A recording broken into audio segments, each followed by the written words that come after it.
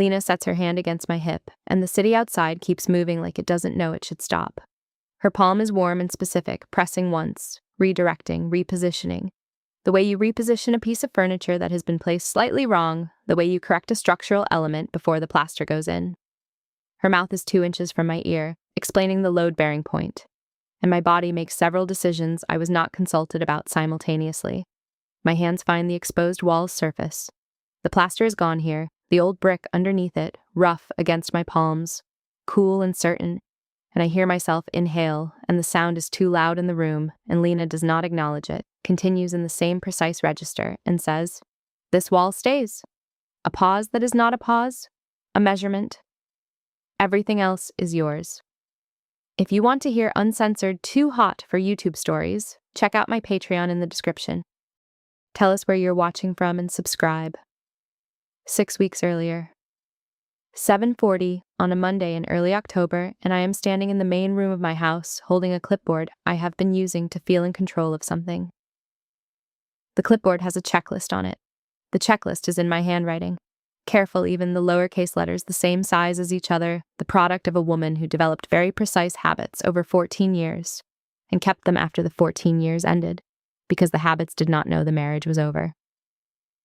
I have been standing in this room since 7 because the contractor was supposed to arrive at 7:30, and I am constitutionally incapable of being the person who arrives after the person I hired. This is one of several things I have learned about myself in the 11 months since the papers were signed, and it is among the least interesting. The house is loud in the mornings. I had not known this before. 14 years in this house, 11 months of it alone, and I am still learning the register of its sounds, the particular way the pipes in the east wall speak at 6:58 exactly, the way the front door holds its breath between the moment the lock clicks and the moment the door actually opens. It is an old house, the kind that was built when people believed structures should have opinions, and it has been expressing them continuously since I took full possession of it. The ceiling in the front hall inclines toward the window as if the house is trying to look at something it cannot quite see.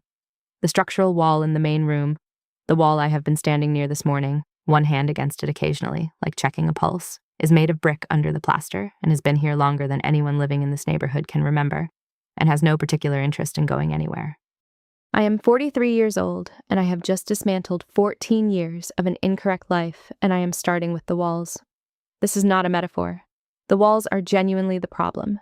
The previous version of this house, the version that belonged to the 2-person household, the version that optimized for a specific kind of correctness, had walls that divided the space in ways that made a certain kind of sense for a life I am no longer living. The architect I hired because of the particular quality of her portfolio, not the finished rooms in it, but the photographs she included of structures mid-renovation, the exposed bones of buildings, the clear-eyed way she annotated what was load-bearing and what was not, is coming at 7:30 to begin 6 weeks of what her proposal called a structural reassessment. What she proposed, in the most measured professional language I have ever read in a renovation document, was that the house had opinions about what it wanted to become, and that her job was to listen to them and then execute accordingly. I am a financial analyst. I am accustomed to proposals. I am not accustomed to proposals that make me set them down and pick them up twice. I hear the car before I hear the door. I hear the door, the way it holds its breath, the way it opens. And then I hear one set of footsteps on the front path, and then the knock, which is not tentative and not aggressive and occupies a register I do not have an immediate classification for. I open the door, and Lena is standing on the front step holding a rolled tube of drawings in one hand and a small case in the other, and the first thing she does is look at the house. Not at me, at the house. She looks at the facade the way someone looks at a face they are trying to read, taking her time about it, her eyes moving from the roofline to the front window to the door frame. And then she looks at me, and the specific quality of the attention does not change. It is the same look, the same quality of seeing. As if I am also a structure with an interior she is professionally equipped to assess, she says, "Vera," not as a greeting, as a confirmation of a measurement she had already made. I say, "Come in." She's in her middle 30s, I think. It is difficult to establish precisely the kind of face that holds its age without advertising it. Long, straight, jet black hair pulled into a low arrangement that is entirely practical and has no interest in being noted. Dark technical jacket, slim dark trousers, shoes with no heel, worksite clothes, chosen for movement and not for statement. She carries herself with the specific quality of someone who has measured spaces for long enough that she measures them automatically, walking through a room the way a musician walks through a passage of music they know very well, aware of every beat without laboring over any of them. She walks through my front hall and into the main room, and I watch the room reorganize itself. This is not a metaphor either. There is a specific thing that happens when some people enter a space. The space recalibrates, the proportions shift slightly. The available attention in the room roots itself without being instructed. Lena enters the main room of my half-dismantled house, sets her case down on the floor with a deliberate economy of motion, and then stands in the middle of the room and is still. The quality of her stillness is the first thing. It is not passive. It is the stillness of a person in the process of receiving a very large amount of information and organizing it without visible effort. She looks at the exposed end of the structural wall, the plaster already partially removed, the brick underneath. She looks at the ceiling height, the way the light is hitting the far side of the room, the orientation of the two windows. One that was always there, one that we had discussed opening further. She looks at the chalk marks on the floor I made last week, marking where I had been thinking the furniture arrangement might go. She looks at all of these things in the same way she looked at the facade and at me, with no distinction in the quality of attention she gives them. This I will later identify as the second thing. The third thing is small and specific, and I notice it, and then I file it incorrectly. She sets the rolled drawings down against the base of the structural wall, and as she straightens up, she looks at the window, the one I had not yet decided about, and she walks to it and opens it. Just opens it. No question, no announcement. The window had been painted shut for several years and required a specific quality of pressure to unstick it, and she applies that pressure with one palm flat against the frame, and the window opens, and the October air comes in, cool and with the smell of the neighbor's late-season garden in it. And Lena turns back to the room and says, "You've been breathing recycled air in here." She says it as a fact. She is not asking whether I have noticed. She is noting that the room needed air and that she has provided it and that this is the correct sequence of events. I say, "The window sticks." She says, "I noticed." And that is the third thing, not the window. The quality of the noticing, the way she applies the correct amount of pressure to the correct location without asking whether it is correct, because she has already read the structure, and the structure has told her. I file this under architectural confidence. This classification, I will also later determine, is not the correct one. We spend the first morning with the drawings. She unrolls the blueprints on the floor. She has brought 3 different versions, an original architectural plan from when the house was built, a plan with my existing layout noted, and a working document with her initial proposals in pencil. And she kneels on the floor and smooths the corners flat, and she says, "Tell me what you want to keep." I have a list. I have had the list for 3 weeks since the divorce was finalized, and I took full possession and walked through the house with the clipboard, noting everything I wanted to change and everything I wanted to preserve. I have it on my phone. I read from it, and Lena listens, and when I finish, she says, "That's what you want to keep. Now tell me what you want the rest of it to do." I look at her. She says, "A wall doesn't just stay or go. It does something. Tell me what you want the new space to do." I say, "I want it to be mine." The specific quality of the silence after I say this is not something I had planned. The words had been precise inside my head, and they came out more precisely than I expected, and the precision had revealed something. Lena looks at the blueprint, and then at the room, and then at me, and she says, "All right." She says it the way someone says "all right" when they have been given a complete answer to a question they were not expecting to receive. And then she picks up her pencil and makes a mark on the working document, and it is a small, specific mark, and I do not ask what it means. We establish a working pattern over the first 2 weeks. She is in the house 5 days a week, sometimes 6. The contractors work under her direction on the structural elements. The partial demolition of the non-load-bearing interior walls I've agreed to remove, the reinforcement of the windows we are enlarging, the gradual exposure of the brick beneath the plaster on the one wall I have decided to keep raw. She is present for everything that requires a structural decision. And between those decisions, she is at the blueprints, revising, annotating, the pencil moving in small, precise strokes across the working document. I work from home on days the renovation work is in the non-critical zones. I bring my laptop to whichever room is undisturbed, and I work. And occasionally I am aware of Lena in the house, the way you are aware of a specific sound that is consistent and present, not intrusive, not something you move toward, simply registered. The sound of her footsteps, which have a particular deliberate quality. The sound of her voice when she is directing the contractors, which has the same level register, whether she is approving something or correcting something, and I find that I can tell the difference without being able to explain how. The smell of her worksite, pencil shavings and cold stone, and something that might be the specific kind of adhesive she uses on the blueprint rolls, a faint cedar note, that enters a room slightly before she does.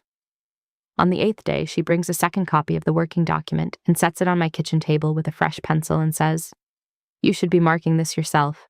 You live here. What I build should answer to you directly." I look at the document. My handwriting is already on the original. She has been consulting me throughout, and I have been writing notes in the margins when she asks for them. But she has copied those notes onto a clean document and is asking me to continue. To participate in the architectural decision-making, not as a client commenting, but as something with more authority than that. I say, "I don't know what I'm doing." She says, "You know what you want. I'll translate the rest." I take the pencil. My annotations on the document begin on the 8th day, and they are tentative at first. Practical notes, questions, measurements I want confirmed. By the 2nd week, they are less tentative. By the 3rd week, the pencil marks in 2 different hands are beginning to occupy the same areas of the document, my queries and her answers running alongside each other in the margins, and in places it is becoming difficult to tell whose handwriting is where. Her script is vertical, the letters compact and exact. Mine is slightly rounder, the ascenders longer. In the margins, in the annotations, in the small notations about what goes where and what the space is asking for, the 2 styles are accumulating. I notice this on a Thursday afternoon in the 3rd week and file it under working method.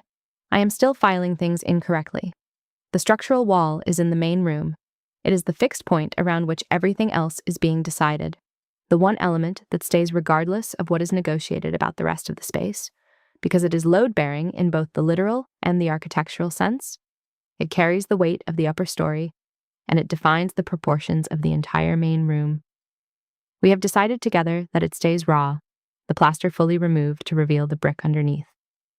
Lena made this recommendation in the 2nd week, and I had looked at the exposed section and understood immediately what she meant.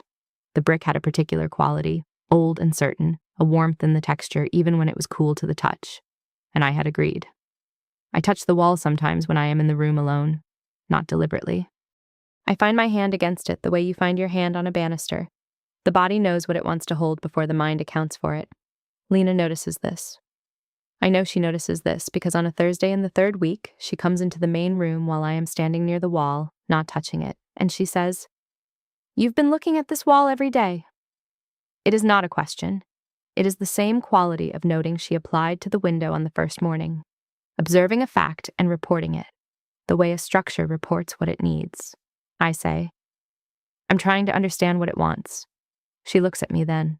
A beat. The specific kind slightly too long, the beat where what follows is going to be more precisely aimed than what came before. She says, "Tell me what you want from it." The repetition of the word, want, from the specific pressure of the question, produces a physical response in the center of my chest that I note and set aside. I look at the wall. I say, "I want it to still be here in 20 years. I want it to be the thing I can put my hand on at 2 a.m. when I can't sleep and feel something that isn't negotiating with me about whether it's going to stay." Silence. The kind that has weight. Lena says very quietly, "Don't tell me what it should be. Tell me what you want." The distinction is fine and enormous, and I feel it on the surface of my skin like a change in temperature. She already asked the question. I answered it. She's asking whether I understand what I answered and whether I will stand in it. I look at the wall. I say, "That's what I want." She nods once. She opens her hand and reads the annotation I cannot see from where I am standing. She picks up her pencil and makes a mark, small and exact, and steps back. Her hand as she holds the pencil, the specific quality of how she holds it, the pencil resting against the inside of her index finger, the pad of her thumb against the barrel. This is the thing I file under, noted and not further addressed. This also is the wrong classification. She guides me toward the window on the 2nd week, her hand at my elbow, warm and specific, one firm direction, the way you turn a lamp toward the thing it needs to illuminate. I am standing in the wrong part of the room for the light on the ceiling height. She comes up beside me and says, "Here," and her hand comes to my elbow. the inside of my elbow, where the skin is thin and the warmth arrives immediately. And she redirects me 2 steps to the left, toward the window she opened on the first day. And she says, "Look up." I look up. The ceiling height in the afternoon light has a particular quality she wants me to see. Something about the way the late sun enters at this angle and creates a visual extension of the apparent height. She's explaining this, precisely technically, the kind of explanation she gives everything. No excessive language, no decoration. And her hand is still at my elbow, the contact having lasted past the point of navigational necessity. And I am filing this as, the explanation requires the contact. This is my best work in incorrect filing, and I know it. Her voice does something to the back of my neck at close range. Not the content, the register. It is lower than her working voice, the professional range she uses for the contractors, and it has a quality of restraint in it that I am aware of the way you are aware of weight that is being held, of tension in a structure that is bearing a load it was not asked about. She's standing 2 feet to my left, and she's telling me about ceiling height, and the back of my neck is alert in a way that has nothing to do with ceiling height. My intake of breath is audible. I file it under architectural interest. I am aware that this is not architecture. I file it there anyway. She says, "You've been looking at this wall every day for 3 weeks. It is the 3rd week. She has noticed the accumulation. She says, "Tell me what you want from it." And then, "Don't tell me what it should be. Tell me what you want." The warmth of her hand at my elbow is specific and located, the heat of it identifiable on 1 inch of skin even after she has stepped back. Even after the contact has ended, the location remaining warm, the way a surface remains warm after the light moves off it, still registering, still present, the warmth outlasting the source. I am a financial analyst. I work with numbers. I am accustomed to name things. What is happening to the inside of my elbow at this moment does not have a line item. The fitted dark blouse has shifted slightly where her guiding hand was, and I do not straighten it. This is not a decision. This is what happens when the body has already decided something the mind has not yet been notified of. By the 3rd week, I have been married and divorced and have been living in this house alone for 11 months, and I have a very clear account of the life I am building. I know what I want it to look like. I know what I want it to feel like. I have been methodical about the structure of it, the financial independence, the social infrastructure, the creative space I have been allowing myself that the 14 years did not make room for. I am building it deliberately, one element at a time, starting with the walls. And I have been precise about everything except one category of experience, for which I have discovered, over the past 3 weeks, that I do not have an established framework. The category is what Lena does to a room when she walks into it.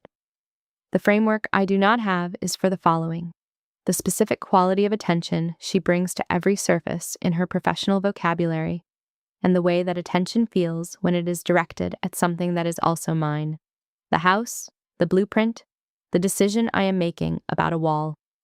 She looks at all of these things with the same clear-eyed professional interest, the quality that reads what is suppressed rather than what is performed, and when that quality lands on something I have chosen, something I have built or decided or reclaimed, the physical response in my sternum is specific and located and does not resemble anything I have an existing classification for.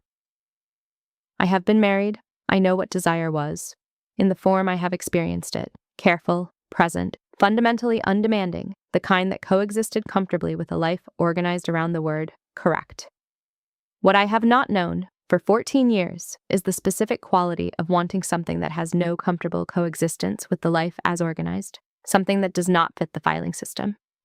Lena, in week 3, in the process of explaining ceiling height, standing 2 feet to my left, with her hand no longer at my elbow but the warmth of it still precisely there, is the first thing in 11 months that does not fit. I notice this and file it under architecture. It is the last time this classification will work, and I know it when I do it. The blueprint on the floor of the main room on a Thursday afternoon in week 3 has the marks of both our hands on it. I am kneeling on one side of it, Vera's side, the east orientation, the side with the window she opened, and Lena is kneeling on the other, the rolled pencil between us where she set it down to make a point about the doorway dimension, and we are both looking at the plan. The marks of both our hands are there, literally, the oils of both our fingers on the paper's surface where we have held corners flat and traced dimensions, but also the pencil marks, the two styles of handwriting that have been accumulating in the margins for 3 weeks. And in this specific light, this late afternoon quality that is warm and direct and makes the paper's surface very present, the two styles look like a collaboration that began before either of us agreed to it. She says, "The wall that's staying needs to be the center." She traces it on the plan with one finger, not the pencil. The finger is precise, following the wall's line on the document, and I watch it. "Everything else is organized in relation to it." I say, "I know." She looks up. The eye contact has the specific quality of landing somewhere slightly interior to the skin. Not the face, something behind it. I hold it because looking away would be a communication I am not prepared to make. She says, "You said you wanted it to still be here in 20 years. I say, "Yes." She says, "What else do you want to still be here in 20 years? The question is architectural. I am 90% certain the question is architectural.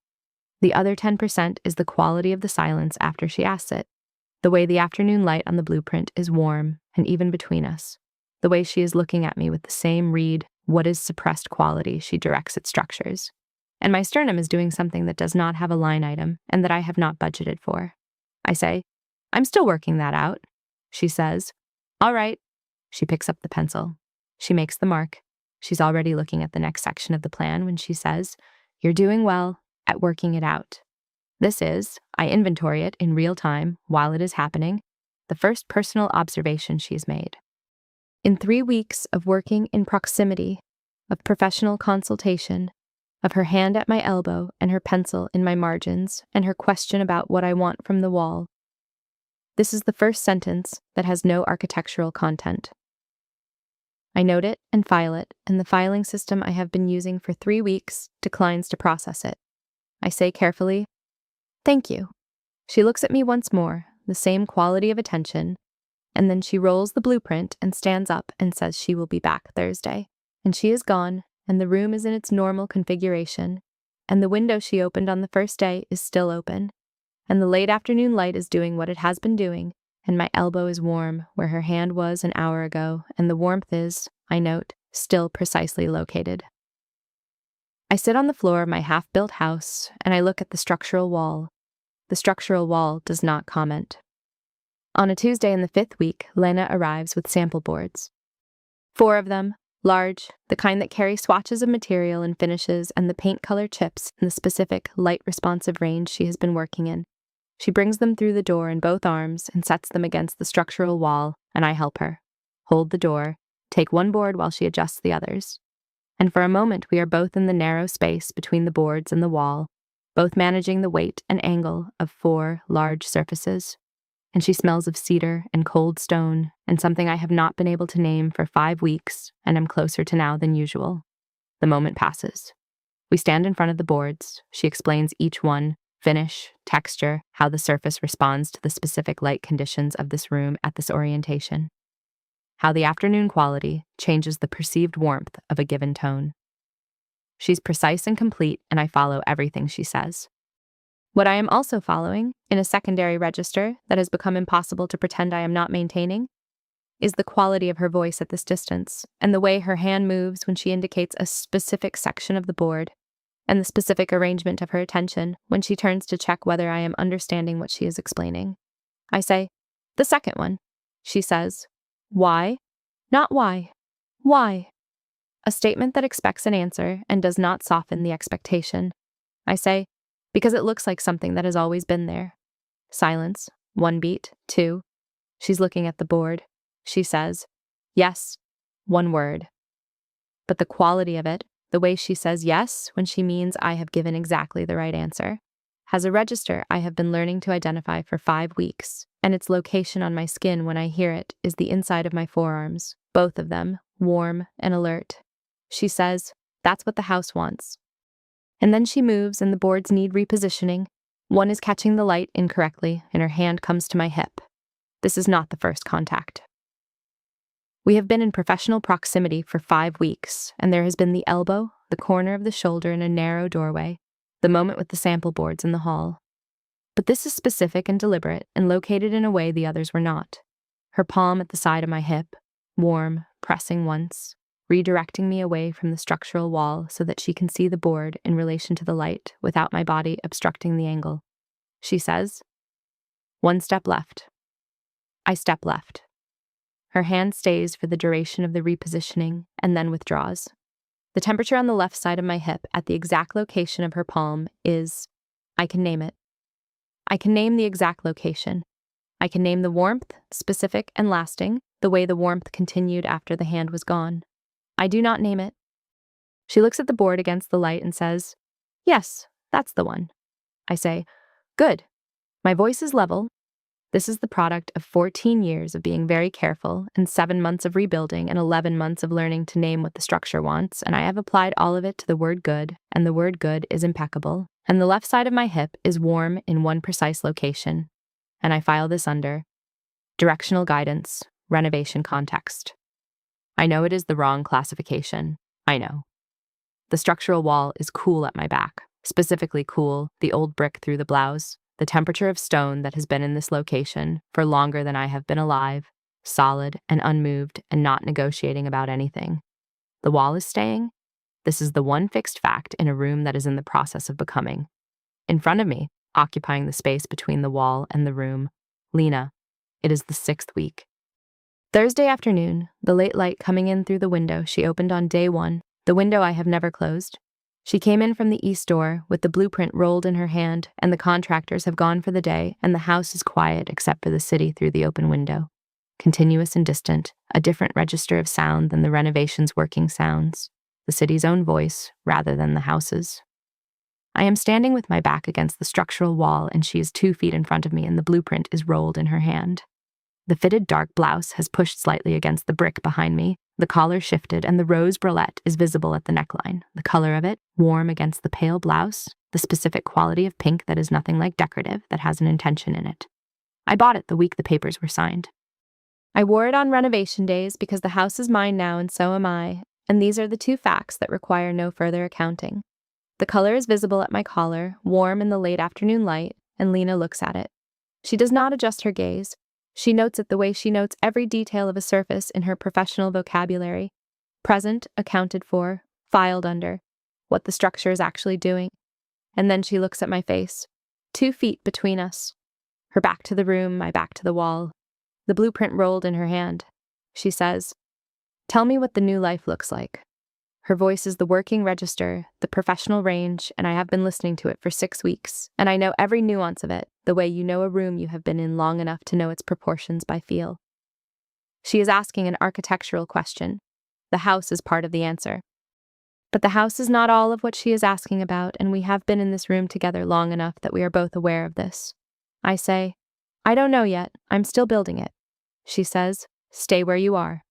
Command, unambiguous. The same quality she uses with the contractors when a measurement is critical and the margin for error is nothing. I stay where I am. She looks at me.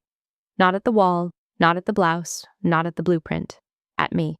The particular quality of the attention that I now know, after 6 weeks of being in its range, has a physical location when it arrives.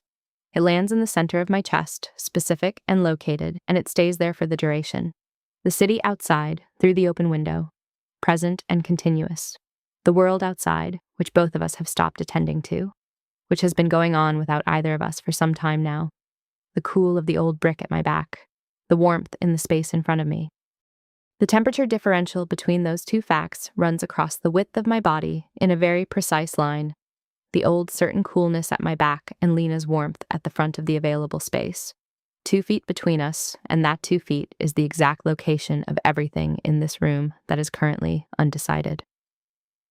I am 43 years old. I have been careful for a very long time. I have been careful in a marriage that did not require me to be uncautious, because neither of us was. I have been careful in the process of ending it, the mutual dignity of 2 people finally being careful enough to admit the problem. I have been careful in the 11 months since, building the new life methodically, starting with the walls, and I have been careful about the particular category of experience that I do not have a framework for, which I have been filing incorrectly for 6 weeks, and which is standing 2 feet in front of me with the afternoon light on it and the blueprint in its hand. The city outside, the wall at my back, the blueprint rolled in Lena's hand, and her gaze, and the 2 feet between us that is not closing and is not widening and is simply there, the exact width of a door that is currently neither open nor closed. She says very quietly, 6 weeks. I say, I know. She says, the wall stays. I say, I know. She looks at the exposed brick beside my shoulder. She looks at it the way she looked at the facade on the first morning, taking it in completely, reading what it is made of. Then she looks at my face with the same quality of attention. She says, everything else is being decided, and the blueprint in her hand is very still, and the 2 feet between us is very still, and the city outside goes on, and the afternoon light falls equally on both of us, warm and unhurried and without opinion. I say, yes, one word. But it lands in the room with the specific weight of a measurement that has been pending for a long time, and both of us feel it land. Her eyes stay on my face for 1 beat, 2, 3, and then she uncurls the blueprint, looks at the plan, and says, next week, we begin the bedroom wall. She steps back. She picks up her case. She goes. And I stay against the structural wall, the cool brick through the blouse, my hip still warm in one specific location from Tuesday, and the city outside comes back in through the open window, and the house is quiet around me with the particular quality of a structure that knows what it is waiting to become. There is a word for what I have been filing incorrectly for 6 weeks. I know the word. The word is in the category of things I have not permitted myself to name because naming has always felt, to me, like the last responsible action before the fall. I stand against the wall and I say the word, in my mind, with no one to hear it. The structural wall does not comment, but it also doesn't go anywhere. The morning of the Thursday in the 6th week, I am downstairs at 7 with my laptop and the second copy of the blueprint, Lena's copy, the one she left last week for reference, and I am looking at it the way I have been looking at it for 4 days, running my finger along the margin notations where the 2 handwritings meet. In 5 specific locations on this document, the handwriting is indistinguishable. In the section addressing the bedroom, in the annotation about light quality and the morning orientation of the window, someone has written in a hand that is neither fully mine nor fully hers. What does this room want to be used for? I do not remember writing this. I look at the handwriting for a long time. My coffee goes cold. The house is in its morning register, the pipes at 6:58, the particular exhale of the front door, the city beginning its noise outside the open window that Lena opened on the first day. I close the laptop. I go upstairs and I shower and I come down in the fitted dark blouse and the cream trousers, and I wait. She arrives at 7:42, which is 2 minutes later than usual, and which I have already noted. The door opens, the breath, the click, the opening, and she comes through the hall and into the main room, and the room does what it does when she enters, and I do what I do, which is stand in the room and feel the room reorganize and say, morning. She says, morning. She sets the blueprint tube down. She looks at the main room, the week's progress, the brick fully exposed now along the entire run of the structural wall, the contractor's work from the previous days. She looks at it carefully, and then she looks at me. She says, you've been in here. I say, I live here. The corner of her mouth. Not a smile. The structural implication of a smile, the way a line can imply a load without bearing it directly. She says, the bedroom wall. I want to walk you through the ceiling detail before we brief the contractor. We go upstairs. The bedroom is the furthest thing in the house from finished. It is in the early stages of the structural assessment, the walls not yet touched, the ceiling detail she wants to address, an open question. She stands in the doorway and then crosses to the center of the room, and I stand near the window and she explains the ceiling detail, the way the room's proportions can be opened by a specific change in the molding line, the way the morning light from this orientation will fill the room if the window is treated correctly. She says, what do you want this room to do? I have had this question for 4 days. The handwriting on the blueprint that is indistinguishably ours. What does this room want to be used for? I have had the question, and I have not been able to answer it in the professional vocabulary, because the professional vocabulary is not sufficient for the answer, and I have been aware of this insufficiency and its precise cause for 6 weeks. I say, I want it to be a room I choose to be in. She looks at me. I say, not a room I default to, a room I choose. The quality of her stillness at that moment is the same quality as the structural wall, present and load-bearing and not going anywhere. holding the weight of what is above it without visible effort. She looks at me for 3 beats. She says, "All right." She steps past me toward the window, close enough that her sleeve almost grazes my shoulder. Doesn't, the almost more present than the contact would have been. And she looks at the window frame. She says, "This frame needs to be stripped. The light is blocked by the accumulated paint layers." She turns from the window and her eyes go to my collar, the rose bralette visible at the neckline, the color present in the morning light, and then to my face. She notes it. She does not comment. She says, "Downstairs. I want to finalize the main room plan today. Downstairs. The main room, the blueprint on the floor. This is where we are now." She has unrolled the blueprint on the main room floor and set the 4 corners flat with the blocks she uses for this. 2 pieces of shaped metal she carries in her case, and she is on the floor beside it.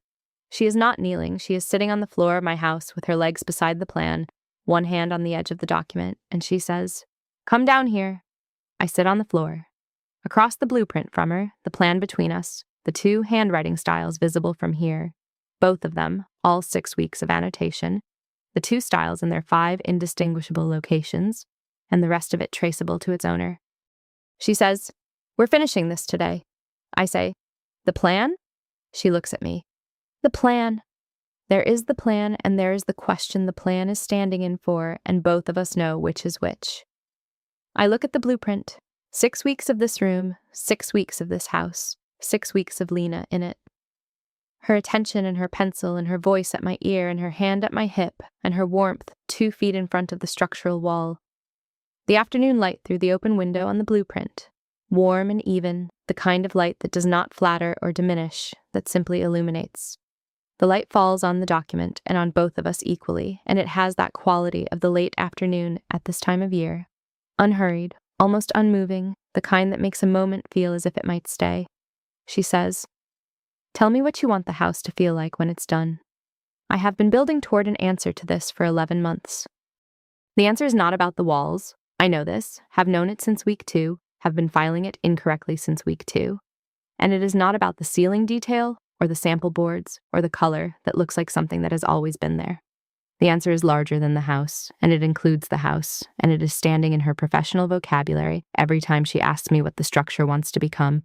I say, like a place where I don't have to perform the correct version of anything. She is looking at the plan. Her hand is flat on the edge of the document, and then the pencil goes down. Not dropped, set. Deliberately, with the specific economy of motion, she brings to every deliberate action the pencil placed flat on the blueprint surface, parallel to the wall line. Set aside. Mid-thought. Her eyes move from the blueprint to my face, and the expression on her face is not an expression I have seen in 6 weeks of working proximity, and it has nothing to do with architecture. I am very still. The late afternoon light on both of us. The floor of this house, cool and solid beneath us. The organized debris of the renovation at the room's edges, the materials and the sample boards, and the structural wall with its exposed brick running the full length of the room, old and certain and not going anywhere. The blueprint between us with its 6 weeks of joint annotation, both our hands in the margins, both our names in the document in the places where the handwriting is no longer distinguishable. She says, and her voice is wrong by a full register, lower than the working voice, lower than the precise professional range, a register I have never heard before, and that arrives on the surface of my skin with the particular specificity of a contact. She says, "I'm not talking about the house." The thing that happens in my chest at these words is not located in the chest. It is located everywhere, the full body event of something that has been forming for 11 months.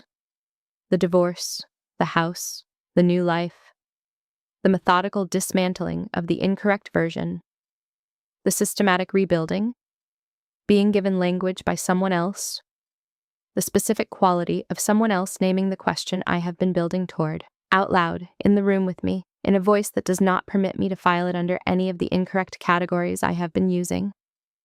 I am 43 years old. I have been careful for a very long time.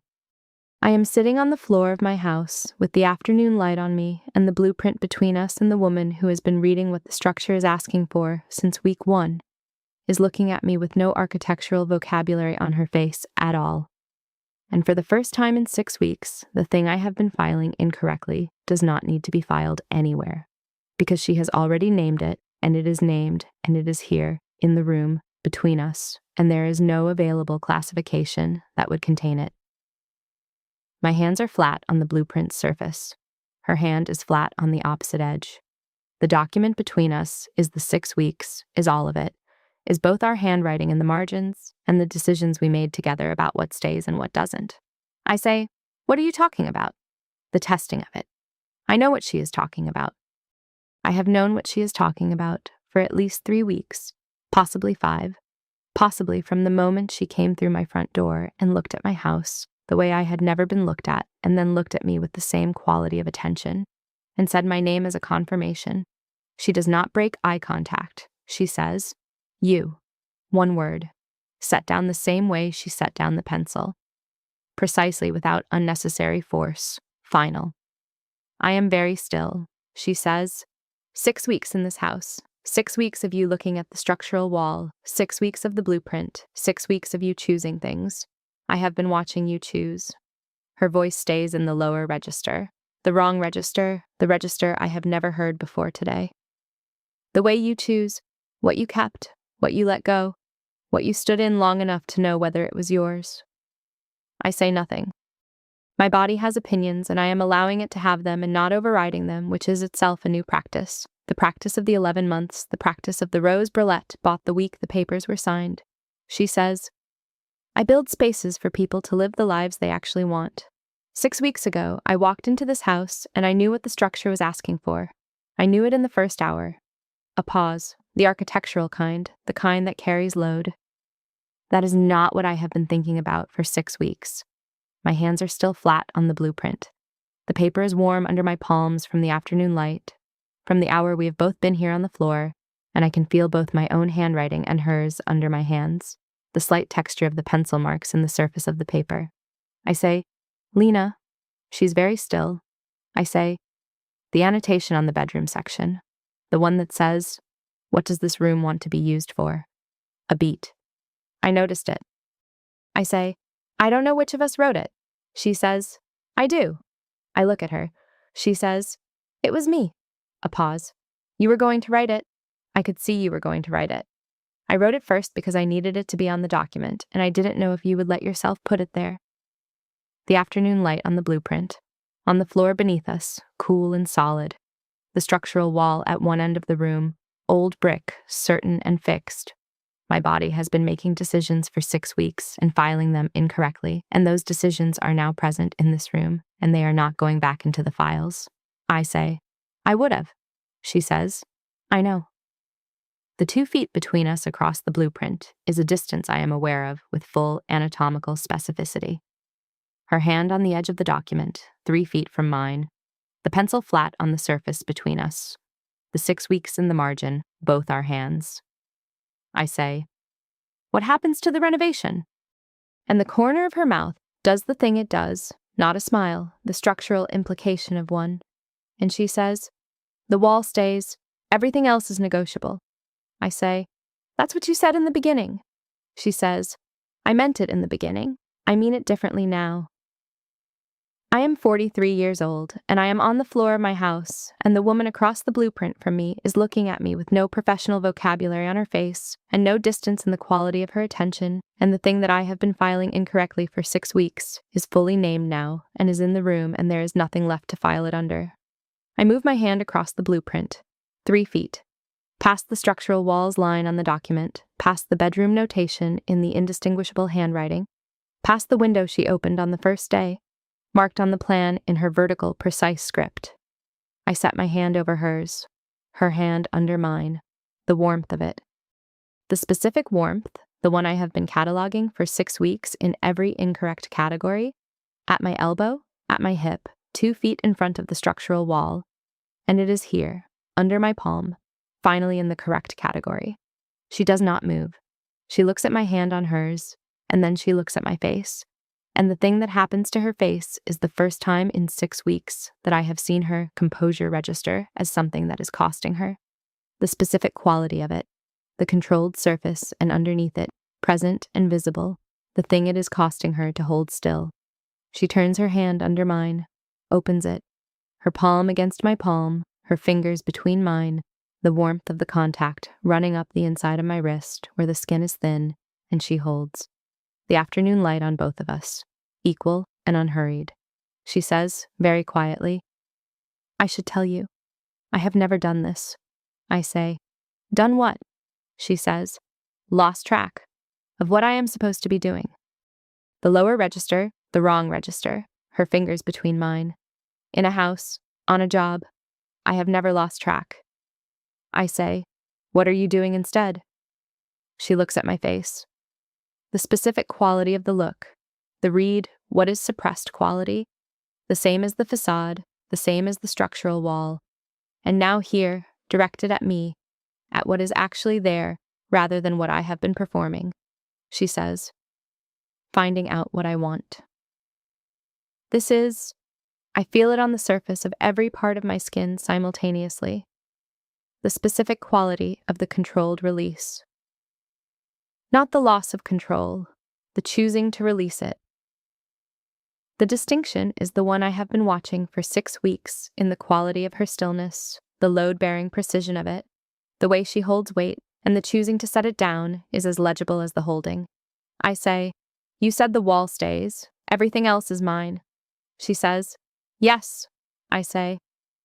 "Then this is mine too." And she leans forward, not quickly, not suddenly, the same deliberate economy of motion she brings to every structural decision. And her free hand comes to the side of my face, the heel of her palm at my jaw, the fingers at my cheekbone, the warmth of it, specific and located and more accurate than anything I have been filing for 6 weeks. Her thumb on my cheekbone, not moving, just there, the way the wall is just there, certain and unmoved and load-bearing. The afternoon light on both of us, on the blueprint between us and our joined hands and the 6 weeks in the margins, both our handwriting in the places where it is no longer distinguishable. She says, "Tell me what you want." And for the first time in 6 weeks, in 11 months, in 43 years, the question has a full answer that does not need to be translated into the professional vocabulary, or the practical vocabulary, or the vocabulary of a careful life. Because she is holding my face in her hand, and the structural wall is behind me, and the house is in the process of becoming. And the answer is here, and it is simple, and it is entirely mine. I close the distance across the blueprint. Her mouth is not what I expected, and I had not been permitting myself to expect it, and it is exactly what I would have expected if I had been permitting myself. Warm and specific and certain in the way she is certain about every structural decision, no tentative quality, the kind of certainty that comes from knowing what the structure is asking for and responding to it precisely. Her hand at my face, the heel of her palm at my jaw, her other hand still under mine, still laced between my fingers, warm. The city outside through the window she opened, still there, still going on, not aware that it should stop. The blueprint under our hands and the cool floor beneath us, and the afternoon light on everything equally, and the structural wall at one end of the room, old and certain and not going anywhere. This is what she said. The wall stays. Everything else is mine. I understand here what she meant. I understand it on the surface of my skin and in the specific location inside my sternum and in the places where her hand has been over 6 weeks. All those incorrect filings, all those wrong classifications, the warmth that lasted after the contact was gone. She was telling me the truth on the first day. She told me what was fixed and what was available, and she told me that everything that was available was mine. I did not hear it the first time. I hear it now. She pulls back by 1 inch, not withdrawing, measuring the way she measures every space she works in. And she looks at my face with the same quality she looks at a structure she's deciding about. And I look back at her without performing the correct version of anything. She says, "The house." I say, "The house can wait." The structural implication of a smile, the load-bearing line. She says, "Yes." And the quality of how she says yes when she means exactly the right answer. I know this register. I have been learning it for 6 weeks, and it arrives on the inside of my forearms and stays there. It can. She takes the pencil from the blueprint with her free hand, and the quality of the gesture is the same quality as every deliberate action she makes. She is choosing. She is not losing anything. She is releasing the restraint the way you remove a structural prop from a wall that no longer needs it. Because the wall is load-bearing now on its own. Her thumb at my jaw. My name in her handwriting in 6 places on the document. She says, "I'll need to come back to finish." I say, "I know." She says, "The bedroom wall." I say, "The bedroom wall." She looks at me. Everything in her face that is not the composed professional surface, which is present, which is still there, which has not collapsed and will not collapse, is something I am seeing for the first time. And it is considerable, and it makes the inside of my chest quiet in a way it has not been for longer than 11 months. I say, "Come back, Lena." She says, "Yes." One word. Set down carefully. Final and also beginning.